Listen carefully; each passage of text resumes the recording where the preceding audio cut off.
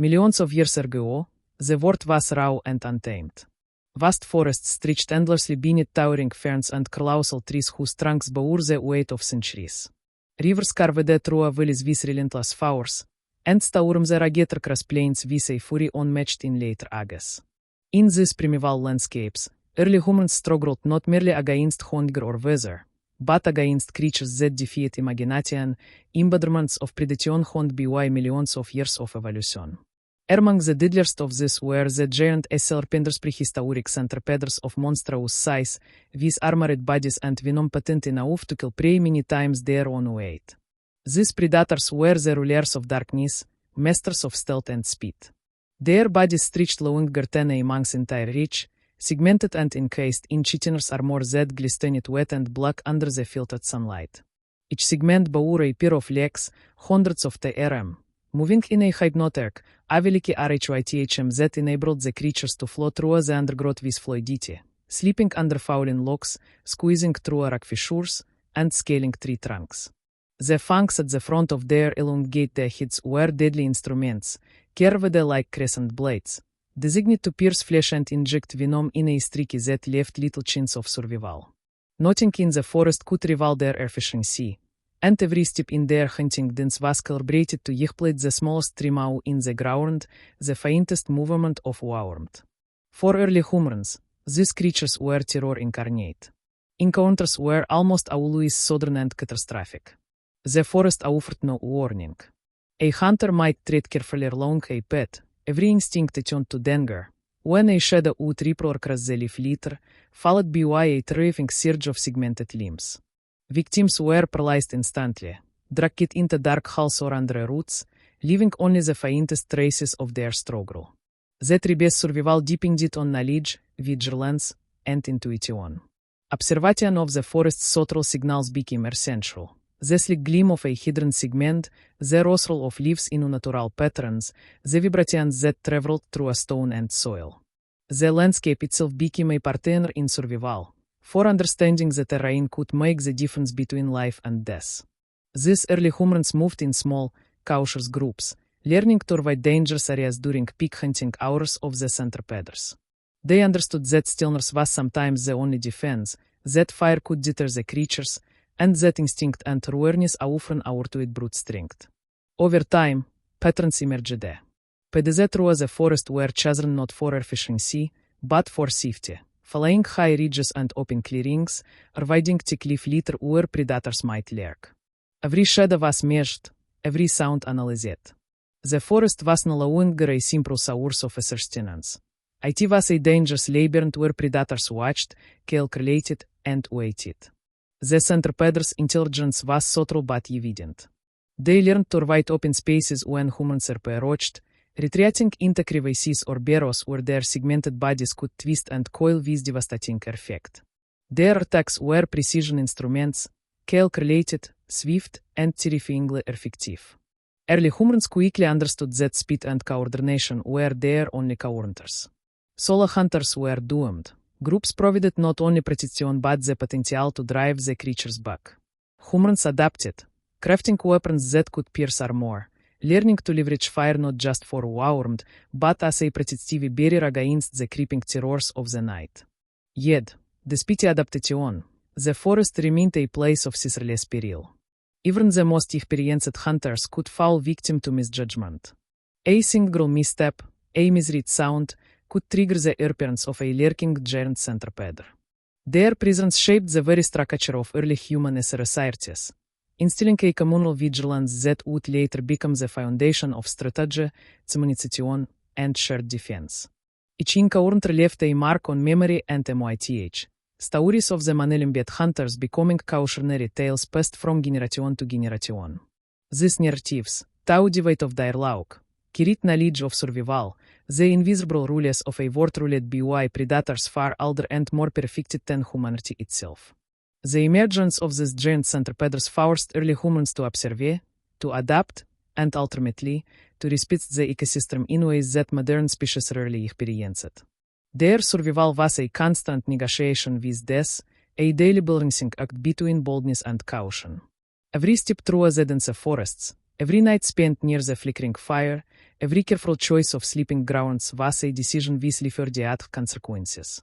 GT was a time when intelligence, not strength, defined the difference between extinction and survival, and where the looming shadows of the untamed hunters determined the boundaries of human possibility. In these primeval forests, early humans were not yet the dominant species. They were learners, observers, and survivors. The giant Centipedes were masters of their world, relentless and precise. Yet in facing the era, humans began the slow, airdoorsped toward dominance, honing instincts, strategy, and innovation. Every narrow escape, every carefully set trap, every burned barrack contributed to a legacy of survival that would occur across millennia. The shadow of the untamed hunters fell across their lives constantly, shaping the dawn of human courage and the birth of ingenuity in a dangerous world. As the centuries passed, the forests and valleys of the primeval world became dominated not only by the towering trees and relentless rivers but by the hidden masters of the undergrowth, the giant Centipedes. These creatures were no longer rare anomalies. They had established a reign of terror beneath the canopy, perfecting their hunting methods over countless generations. Their bodies, long, segmented, and armored in polished black and crimson chitin, glimmered like a chain of living obsidian under the filtered sunlight. Each segment flexed in precise harmony with its neighbors, propelling the creature with a terrifying fluidity across leaf litter, mouse, and rock. Every leg ended in a needly sharp claw capable of gripping both terrain and prey, creating a terrifying synergy of speed, strength, and agility. The largest of these predators reached lengths that dwarfed early humans, stretching across entire forest beds. Their heads, triangular and menacing, bore a pair of curved, venomous fangs capable of delivering a paralyzing streak within seconds. Their antennae and whip-like sensed the faintest vibrations and chemical traces in the air, enabling the alarm to detect warmth and movement even before their prey was visible. In the dark forests, where sunlight barely touched the forest floor, these predators moved with near invisibility. Their hunting was a quiet, patient process. A single misstep by a human, a snap twig, a heavy breath, could trigger an attack so sudden and precise that escape was almost impossible. Early humans were forced to adapt to the silent, relentless threat. Hunting strategies evolved not only to gather food but to survive the predators that watched from every shadow.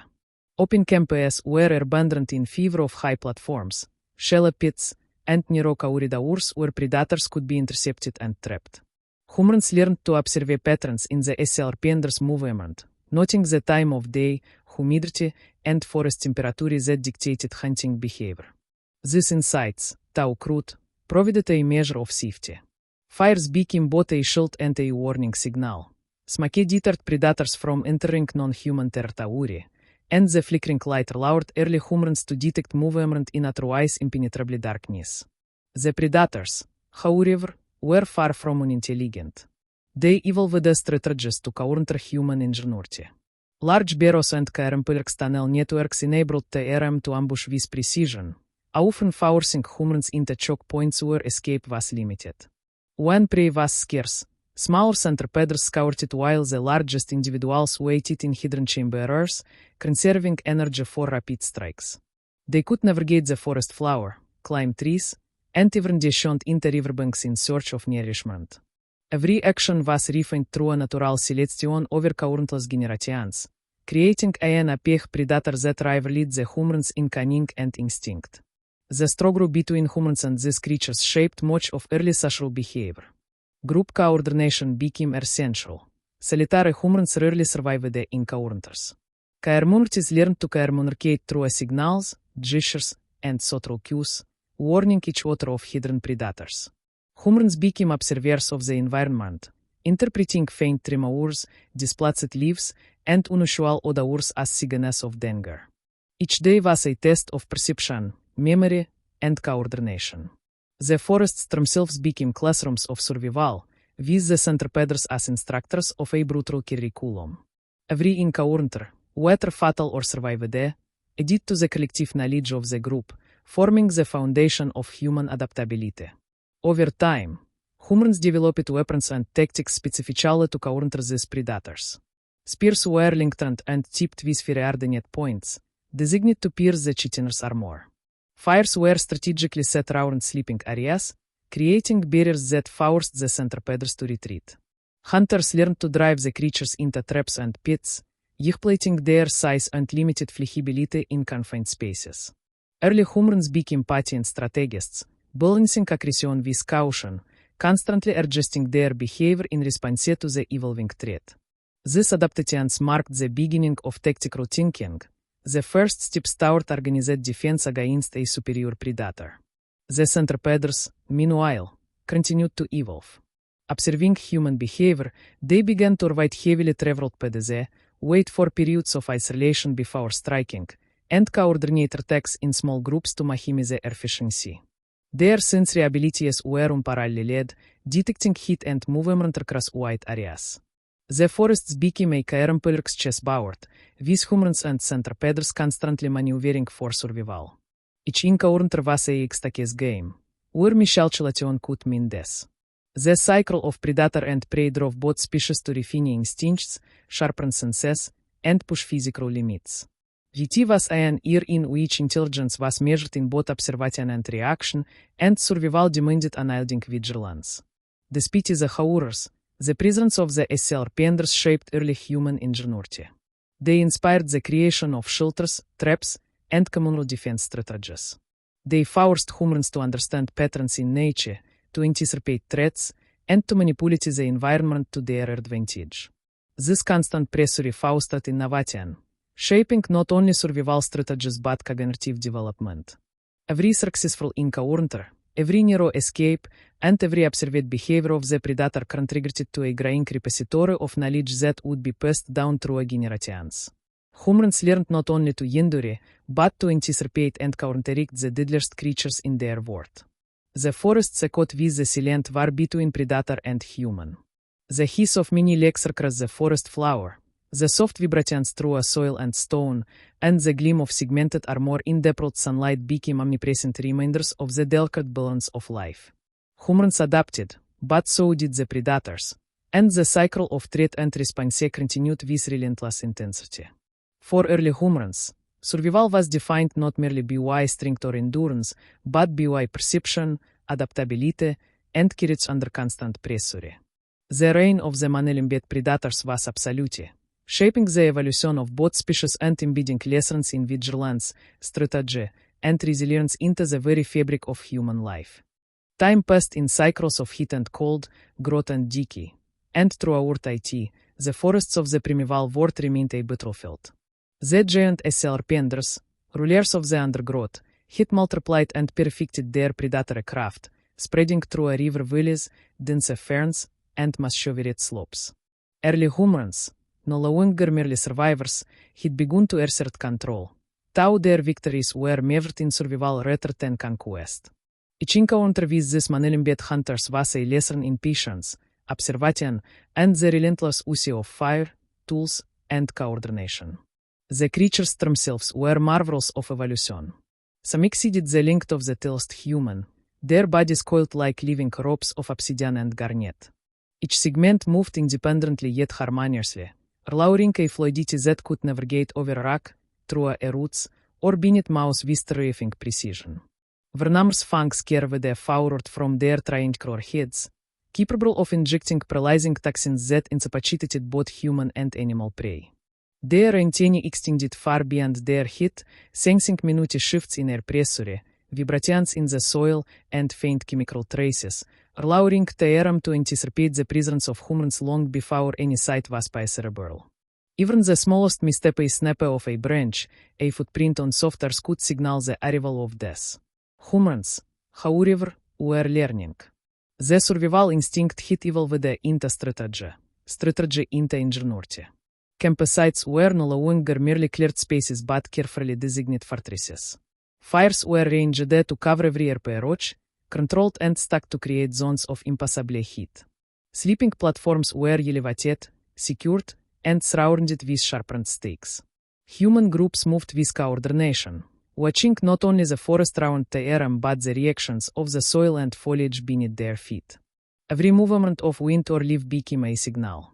The forest itself became an extension of human perception, an ally in the ongoing contest against the Manelimbet hunters. Despite this, the Serpenders adapted. Their underground burrows became more intricate, with hidden chambers and tunnels to evade detection. Some of the largest, the matriarchs of their species, coordinated attacks, herding prey into choke points or away from obstacles. The forests became a chessboard of ambushes, retreats, and countermoves. A single misjudgment by humans could result in multiple casualties. Aspects of predators moved with astonishing synchronicity. Every predator acted not only as an individual hunter but as part of a collective intelligence refined through countless generations of evolution. The deadliest encounters occurred during seasonal migrations. As humans moved to follow game or avoid floods, the serpenders anticipated their predators, lying in wait beneath riverbanks, within rotted logs, and along narrow pieces. Predators would strike with sudden speed, the avilic motion of their legs propelling their across surfaces with terrifying velocity. Their fangs struck with surgical precision, venom paralyzing prey in seconds. Humans who ventured alone were nearly always victims. Survival required groups, weapons, fire, and honoring attention to the slightest environmental cues. In response, humans developed new tools. Spears were lengthened, tipped with fire-hardened points or flaked stone capable of piercing the chitinous armor. Fires were strategically set not only for warmth but to block access to tunnels and forest pathways. Pits lined with sharpened sticks were dug in likely ambush sites, taking advantage of the predator's size and rigidity. Humans learned to coordinate attacks, driving serpenders into confined areas where their speed and size became disadvantageous.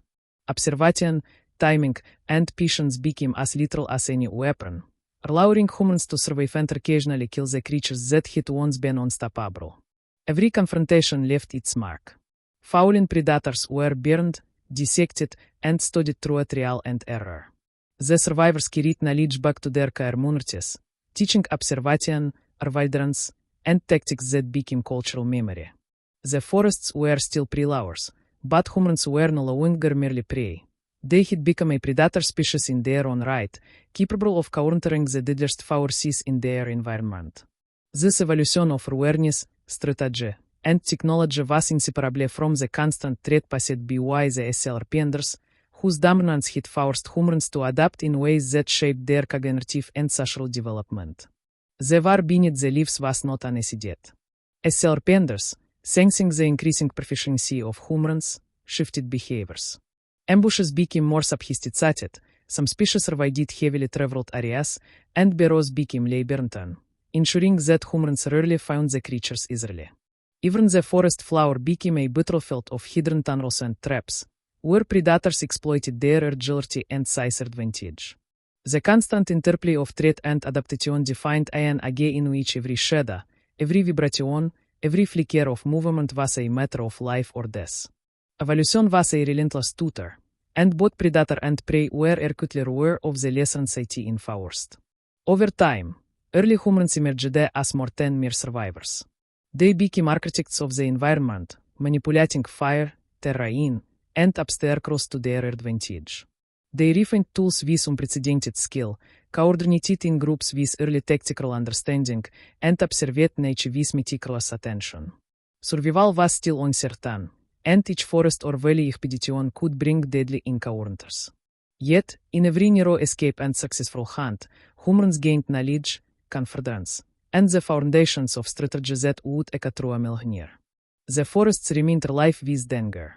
The rustle of segmented limbs across leaf litter, the vibration of underground tunnels, and the gleam of blood, glistening armor were constant reminders of a world dominated by creatures both ancient and perfected in predation.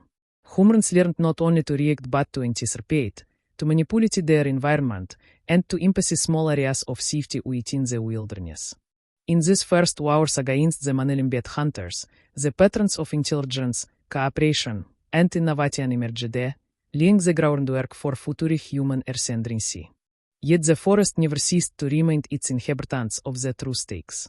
The serpenders were relentless, adaptive, and perfectly suited to their environment. Every step taken by humans was measured against the potential for ambush, Every night's sleep secured by fire and vigilance. In the balance of power, humans had gained advantage through observation and ingenuity, but the world remained wild, unpredictable, and deadly.